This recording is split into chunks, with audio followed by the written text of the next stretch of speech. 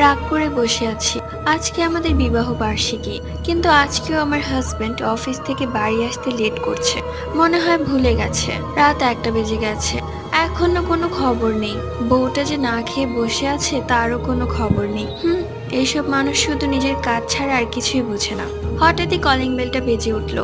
মুখটা ভার করে দরজাটা খুলে এসে শুয়ে পড়লাম। ঘরের লাইট অফ করা। আমার হাজবেন্ডও আমার পাশে এসে শুয়ে পড়েছে। ঘরটা কেমন যেন গরম হয়ে গেছে। রাগে আমার মাথাটা ফেটে যাচ্ছে। কই এত দেরি করে এসেছে আমাকে সরি বলবে, কিন্তু তা না, নিজে আরো মুখ ফুলিয়ে শুয়ে আছে।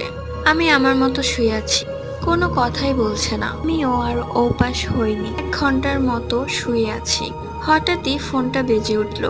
দেখি আমার হাজবেন্ড। ও কি আমার সাথে মজা করছে? কলটা ধরেই বলল, সরি জান, সরি, আজকেও লেট হয়ে গেছে, আমি প্রচন্ড জ্যামে বসে আছি। এই কথা শুনে আমি পিছনে ঘুরে দেখি কেউ নেই।